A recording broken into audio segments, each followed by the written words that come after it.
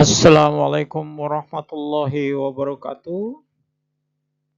Mari kita bertemu kembali mata pelajaran Ship Construction and Stability yang disampaikan oleh disusun oleh dan disampaikan oleh Kapten Haji Abdul Manan Sregar, SH MMAR.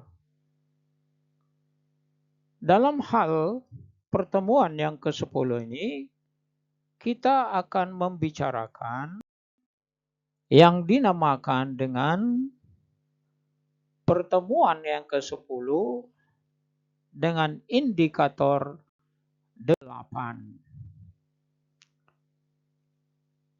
Dalam indikator 8 ini adalah resistance and fuel consumption.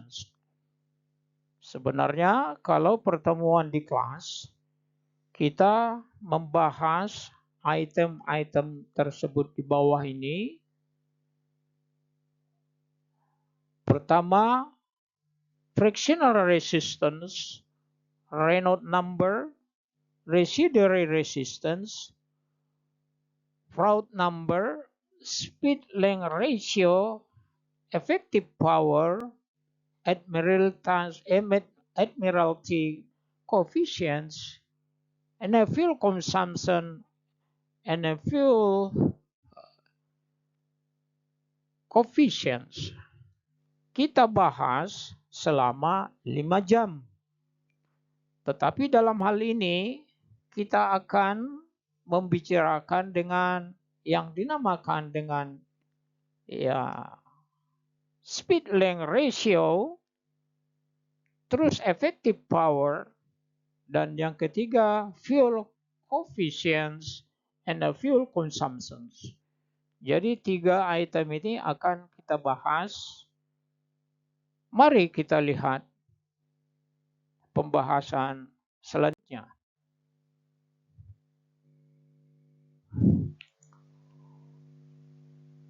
Jadi di dalam frictionally resistant, friction atau gaya gesek. Yang disebut dengan gaya gesek adalah gaya tahanan gesek. Gaya tahanan gesek biasanya sebanding dengan gaya yang menekan permukaan secara bersamaan. Gaya ini yang akan mempengaruhi tahanan gesekan adalah komponen gaya yang diberikan yang bertindak tegak lurus atau normal pada permukaan yang bersentuhan dan biasanya disebut gaya normal. Seperti yang dinamakan gaya gesek, itu adalah seperti Anda memegang kedua telapak tangan Anda, maka geseklah dia. Jadi gesekan itu sejajar. Tapi sejajar itu ada tekanan antara kiri dan kanan. Seperti yang Anda lihat pada peragaan yang saya bikin, ada gesekan, tapi ada tekanan. Inilah yang disebut dengan gaya normal. Nah, jadi gaya normal adalah gesekan yang tegak lurus tetapi mempunyai tekanan. Ya, jadi gaya gesek sejajar dan mempunyai tekanan. Kalau Anda berada di kamar mesin, ada hal-hal yang bergesekan seperti Anda temui di kamar mesin, yaitu pada piston. Dia akan bergesek secara tegak lurus, tetapi ada tekanan. Maka untuk menghindari tekanan itu, maka dilapisilah dengan yang disebut dengan loop oil. Nah, saya rasa cukup mengerti. Mari Anda lihat frictional resistance.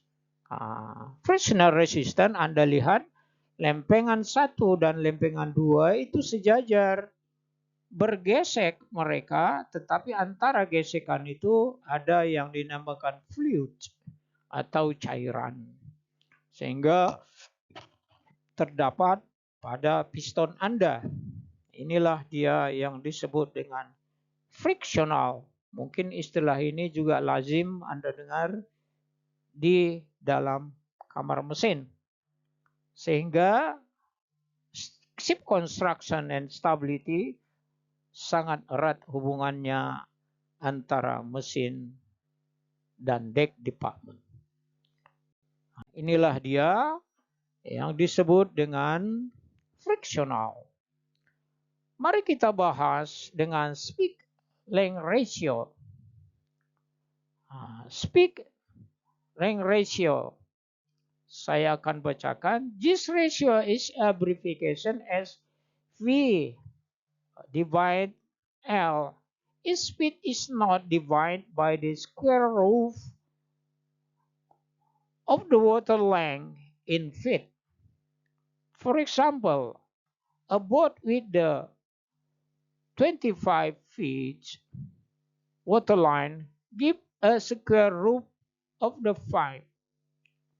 Then the show is moving at 5 knots, has speed length ratio is exactly 1. At the speed 10 knots, her ratio would be 2. The ratio is significantly for the displacement hull. It's an example, George doesn't plane in the water because it's really the chassis hull activity better than a speed length ratio of 1.5. In fact, the mostly don't do as well as that. Ballasting sailing boat of a 25-foot waterline would be do well to activate ship ratio of the 1.3 and to sail at the 5.6 knots. Though she might easily to do that at 330 horsepower engine in the column motor. Jadi maksudnya bagaimana ini maksudnya? Jadi speed length ratio itu ada rumus bahwa apabila kapal itu panjang 25 feet, maka waterline-nya di square root of the 5. Akar dari 25. Maka Anda 5.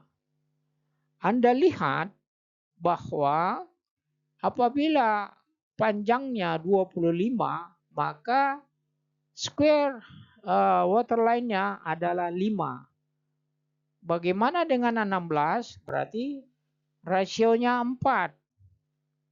Bagaimana dengan 36? Rasionya 6. Artinya di akar 36. Seperti di sini 25, maka speed ratio-nya adalah 5. Square root-nya adalah 5. Apabila kapal tersebut larinya 5 knot, ya, 5 knot, maka speed length ratio-nya exactly 1. Dari mana dapatnya 1? 5. Karena kecepatan kapal itu 5 knots, maka pembahagi dasarnya adalah 5, maka 5 dibahagi 5, maka dapat 1. Apa speednya 10, maka her ratio would be 2. Dari mana tuh? 10 dibahagi 5. Inilah dia yang disebut dengan speed length ratio. Jadi apabila speed length ratio-nya 1,5, maka kapal itu larinya 7,5. Bagaimana dengan rasionya 1,3? Maka kapal tersebut tentu dengan kecepatan 6,5. Itulah yang disebut dengan speed length ratio. Anda lihat di sini yang warna putih adalah rumus-rumus yang telah saya petik. 25 kaki waterline berarti 5. Apabila panjangnya kecepatannya 5, maka panjang persisnya rasionya adalah 1. Demikian selanjutnya. Nah, mari kita lihat gambar seperti di bawah ini. Itu adalah Anda lihat pada garis tersebut dari dasar itu sampai ke garis air disebut dengan draft. Nah, terus yang di atasnya draft itu antara warna hitam dengan putih garis itu adalah free surface. Maka yang tenggelam tersebut adalah daripada buritan sampai belakang tenggelamnya adalah 25 meter atau 25 feet. 25 feet itu akarnya adalah 5. Karena waktu yang memisahkan kita hari ini untuk pertemuan yang ke-10 kita membicarakan speed length ratio. Anda sudah paham. Jadi tergantung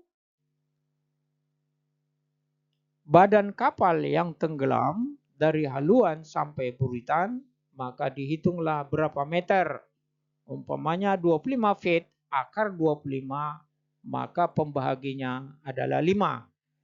Apabila speed Anda 5, maka rasionya adalah 5 dibagi 5 sama dengan 1.